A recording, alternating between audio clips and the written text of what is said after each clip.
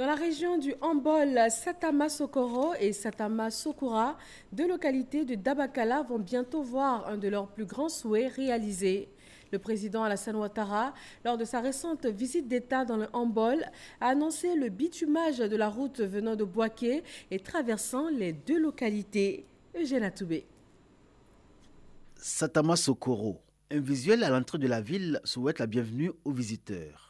Venant de Boaké et traversant le Flemzi, il aura fallu 60 km de route poussiéreuse sur laquelle n'apparaît aucun obstacle majeur. Rarement emprunter l'axe Boaké-Satama Sokoro aura été aussi aisé depuis l'existence de cette route.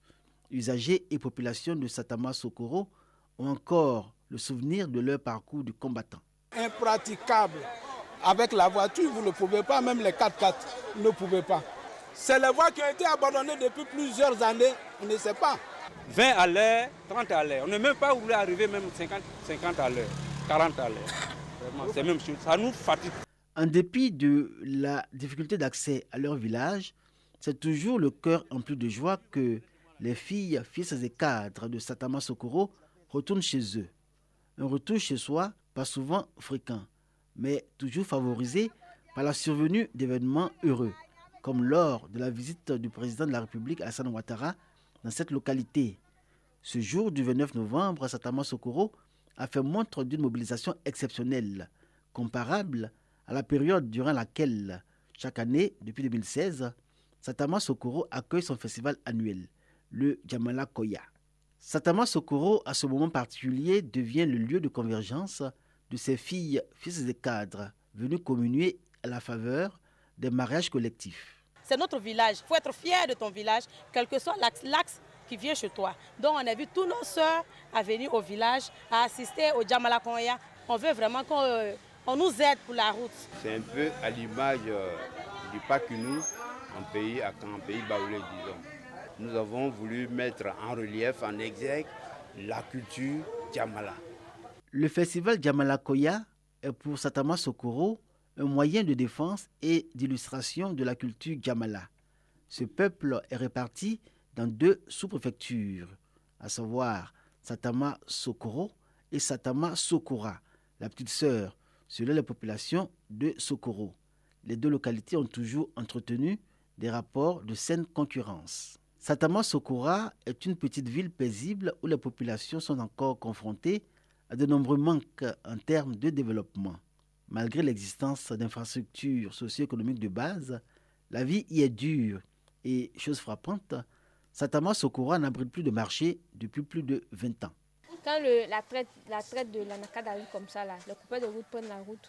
Et quand tu dois voyager, tu as tout un problème pour voyager si tu as une grosse somme sur toi. C'est tout un problème. Si tu pouvais avoir une institution bancaire, pouvoir gérer notre argent ici, ça serait très bon. Nous avons besoin de revoir les artères de la ville par rapport au bitumage. Nous aurons souhaité avoir un marché à Satama Sokora. La jeunesse qui est au chômage, on n'a absolument rien à Satama Sokora pour les occuper. Et donc nous souhaiterons que l'État fasse un effort pour essayer de donner du boulot à nos enfants. Les besoins de Satama Sokora et les préoccupations de la voisine Satama Sokoro se répondent. Les deux chefs-lieux de sous-préfecture, distants de 22 km, assurent le rôle de miroir du peuple Djamala.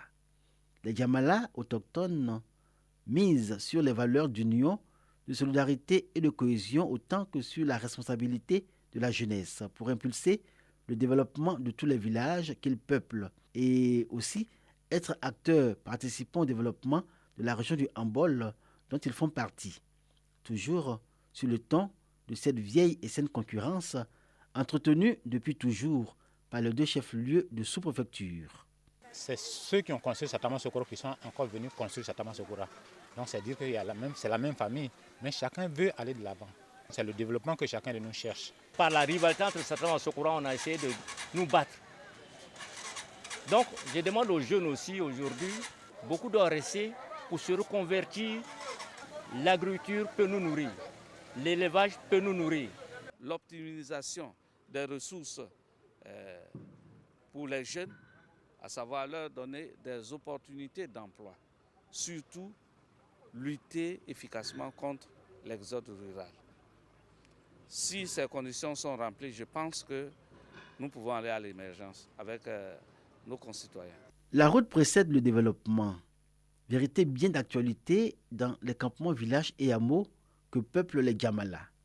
Et pour ce qui est vu, le bitumage de l'axe Bouaké-Satama-Sokora est pour le pays Djamala une perspective de progrès et un signe d'espoir. Cet espoir tient de ce que les Djamala font le vœu que le bitume Katula Dabakala, siège du pays Guimini, soit prolongé jusqu'à Satama-Sokora.